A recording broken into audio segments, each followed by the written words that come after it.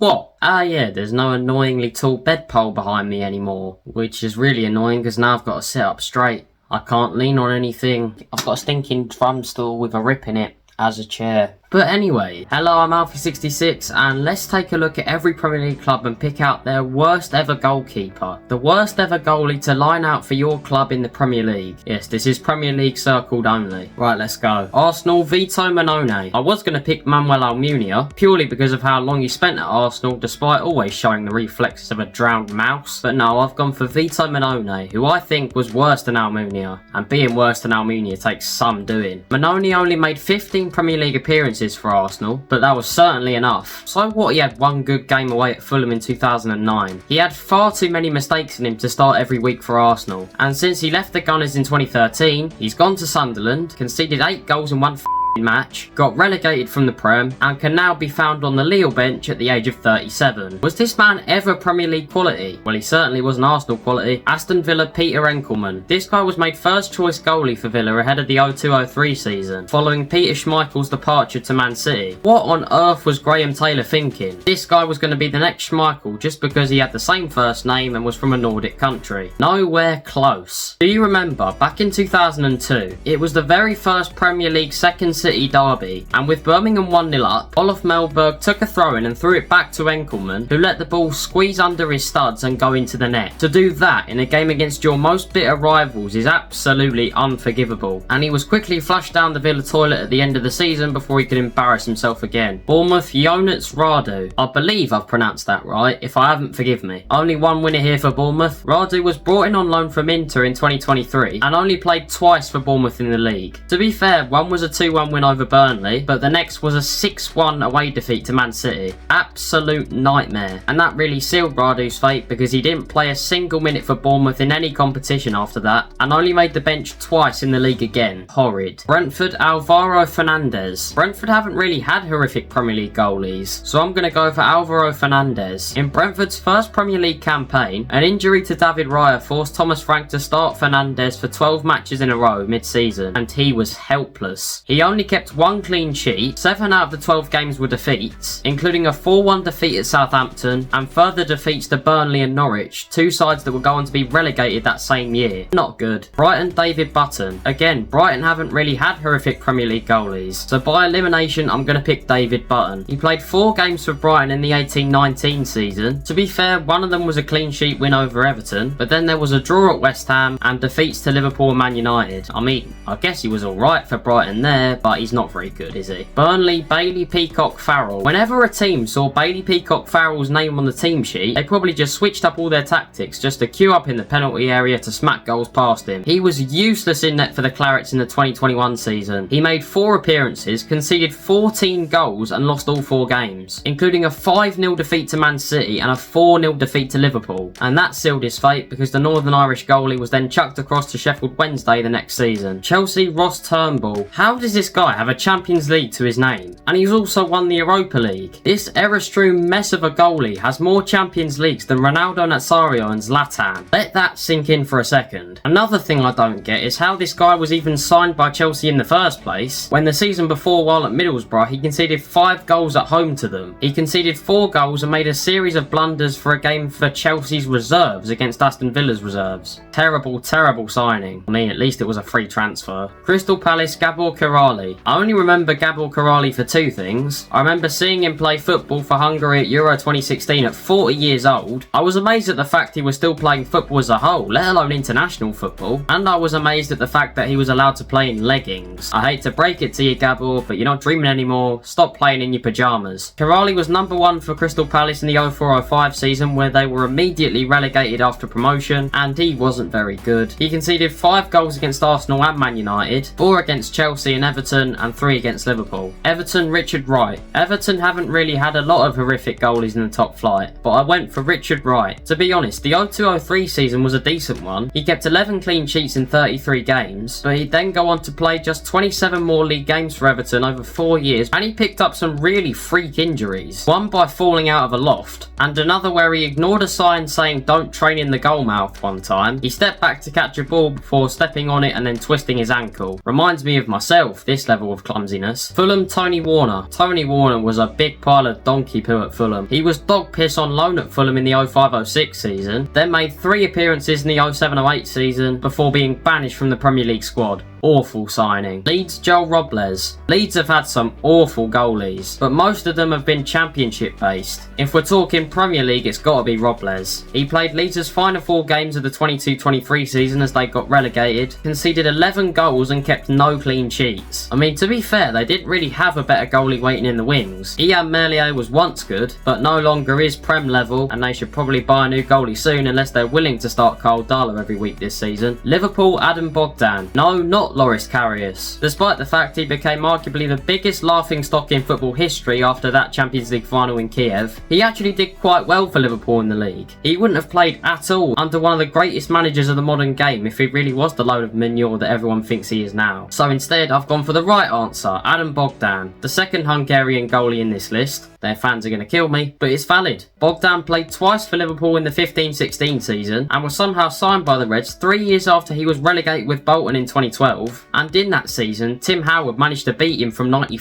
yards. In a Liverpool shirt, he dropped a corner kick on his league debut against Watford just 3 minutes into the match, and they went on to lose the game 3-0. And his last game for Liverpool was a 1-1 draw against West Brom on the final day of the 15-16 season, and he was then flushed away the moment Klopp could get rid of him. Man City, Claudio Bravo. Don't get me wrong, Claudio Bravo is a fantastic goalkeeper, having won the Champions League and 2 La Ligas at Barcelona, and has 150 caps for Chile. But at Man City, he was terrible. Signed by Pep in his first season at City to replace Joe Hart as the number 1, he made tons of mistakes that led to goals, including one on his debut against Man United that lost him his clean sheet. He should consider himself lucky that they won that game. So many errors and poor performances that Pep was actually chucking a 35-year-old Willy Caballero in goal ahead of him, a guy who probably still has splinters up his arse from all the benches he sat on in his football career. Bravo was soon replaced by Ederson, who has been excellent since 2017. Man United, Massimo Taibbi. No, not Andre Onana, although he has been absolutely useless. No, not Roy Carroll, although he once dropped a wild shot from the halfway line into his own net. Yes, Massimo Taibbi, an Italian goalie who played 4 times in the 1999-2000 season, conceded 11 goals, including 5 in 1 match against Chelsea, and letting a Matt Letizia shot squirm its way through him in a 3-3 draw against Southampton. He was quickly then shoved back to Italy before he could commit any more crimes against goalkeeping. Newcastle, Jack Anick. I was tempted to pick Freddie Woodman, who played 4 times in the 21-22 season and conceded 12, but instead I've gone for Jack Anick. Newcastle had an injury crisis in the goalkeeping department in the middle of the 14-15 season, so Anick was brought in to cover. Although he started well as a substitute in a win over title-winning Chelsea, it all fell apart after that. 13 goals conceded in the next 5 games, including a 4-1 defeat to Arsenal, a 3-1 defeat to Man United, and a 3-3 draw with soon-to-be relegated Burnley. Poor. Nottingham Forest, Matt Turner. The signing of Matt Sells in 2024 made a huge improvement to Forest's defence. Forest used to sign everyone under the sun when Steve Cooper was at the wheel, and the 2 goalkeepers they brought in summer 2023 were both absolutely horrendous. Odysseas Vlachodimos was a big contender for this. Believe it or not, this man was once linked with Man United, but Matt Turner was worse. And I don't like talking about a former Arsenal player like this, or a guy that's had such an inspiring rise to fame, but it's valid. Turner was signed from Arsenal for $6.8 million in 2023 and was exposed. His first game was a 2-1 defeat against Arsenal, and he constantly made errors that led to goals, with his poor kicking and hands made of cheese. Sunderland, Kelvin Davis. Utterly terrible on Weir's side. He played 33 games for the Sunderland side that only picked up 15 points in the 05-06 season, conceded 57 goals, kept 4 clean sheets, as Sunderland won just 3 games all season. He got embarrassed from near enough the halfway line by Matthew Taylor against Portsmouth, was then dropped for Ben Anick, who was just as bad as catching a ball. Having said that, that's the second time that an Anick has come up here. First the Hungarians, now the Anick family. They're all going to hunt me down. But yeah, Davis was more than very poor. Tottenham, Ben Anick. Having said that, that's the second time that an Anick has come up here. Yep, the Anick goalies couldn't catch so much as a cold. Ben Anick's only league appearance for Spurs was a 4-2 defeat to already relegated Burnley in 2010. I don't know how this man was ever as high as second in the pecking order for a team as high profile as Spurs. The guy couldn't get in a League One Norwich team. Absolutely useless. West Ham, Roberto. In my opinion, Roberto wins this list or loses it, whichever way you want to look at it. The point is, he's the worst goalie in this list. Roberto was signed by the Hammers in 2019 as second choice to Lukas Fabianski, but an injury to the pole meant that Roberto took over as first choice. Oh dear. He played 8 games, lost 6 and drew 2. Performed dismally in a 3-0 defeat to Burnley, where he famously failed to punch away a corner, a mistake that's now one of the most famous keeper blunders in Premier League history. The guy was so bad that West Ham were forced to chuck a 33-year-old David Martin in goal, and he was more effective. Roberto should have just carved out a career in the boxing ring. They'd be perfect conditions for him because he punched everything. Wolves' Paul Jones. Paul Jones had such a weirdo 3-04 season. He started the season at Southampton, went on loan to Liverpool for 2 weeks, and then joined Wolves. At Southampton, he conceded 6 at Highbury in Arsenal's first match of the 49-game unbeaten run, then joined Wolves and conceded 3 more against the Gunners, 4 against Villa, 4 against Southampton, and 5 against Chelsea. And soon after that was playing for Bognor Regis Town. Absolutely useless. But that's all 20 teams and 20 terrible goalies. And that's the end of the video. Thank you for watching. If you enjoyed, remember to like, subscribe with notifications on so you don't miss a thing. And I'll see you in the next video.